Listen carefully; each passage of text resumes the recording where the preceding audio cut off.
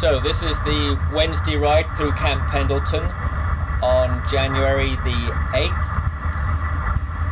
I'll just narrate the last 5 minutes of the ride. This hasn't been as big a field as it was the past 2 weeks. I think on Christmas Eve there was about 200 riders. On New Year's Eve there was maybe 150. I think there's a little less here today, maybe 100 riders. And at this point there's probably about 80 riders left. We're coming out of the campground now. Apart from the riders who have dropped off, I'm right on the very back. I feel okay about doing that. It's been fast for me, the hills were hard, but I'm getting a pretty good ride on the back. I'm not having to do too much work. And maybe I would start to move up, but here comes Cal. So Cal won the sprint 2 weeks ago. I won it on New Year's Eve. So I'm on a strong wheel there, and in front of him I see Brett Clare. So that gives me a lot more confidence about being right on the very back, even here with just a couple of miles to the finish.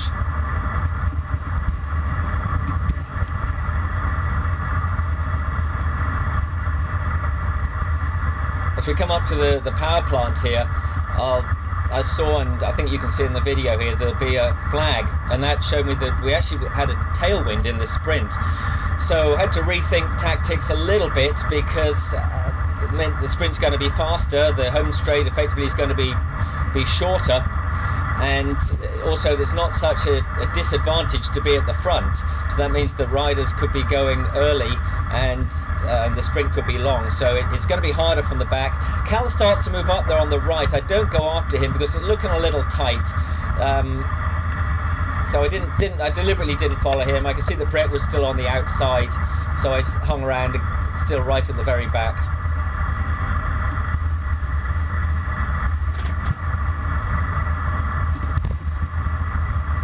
There's the flag on the left that I was talking about.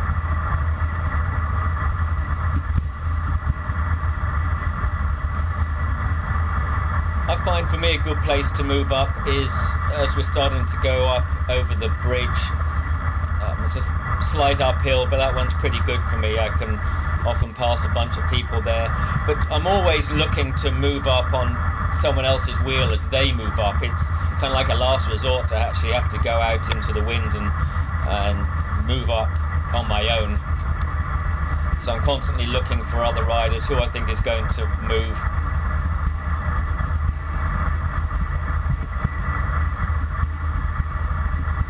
You can see in the shadow there, I'm still up on the hoods. The hill's also a pretty decent time to get a glimpse of how stretched out the field is. And it wasn't going too fast here, and it wasn't terribly stretched out, so especially being on Brett's wheel, I was still reasonably confident to be this far back. I'm still probably almost at the very back. The riders who you've seen go back or I've passed, I think a lot of them have dropped off, going back to the bathrooms maybe. So now we're starting to go down the other side, so it's just under a mile to the finish. I put it in the 11 cog, that's 50-11 at this point, but I took it out and put it back in the 12 as soon as we hit the flats. So I felt that would be enough today. If I really needed the 11, I could get back in it pretty quickly. So just coasting down here, take any opportunity to rest. But I'm realising we're going to have to start moving up soon. If Brett doesn't start moving soon, I'm going to have to get going on my own. But I see a shadow from behind. I know Brett will come after him. I get straight on Brett's wheel and we start to move up. And then I see Cal on the right, so I back off. You see myself stall there off Brett's wheel, let Cal get on it, and he doesn't go. So there's Brett going away. It's going to be too late if I don't move now to catch the people at the very front.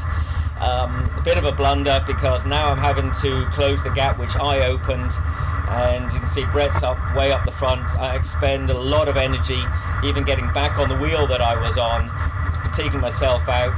Cal does come past me at the finish, but yet it's too late, and Tom Valente scores a wonderful victory on the right hand side. Congratulations, Tom.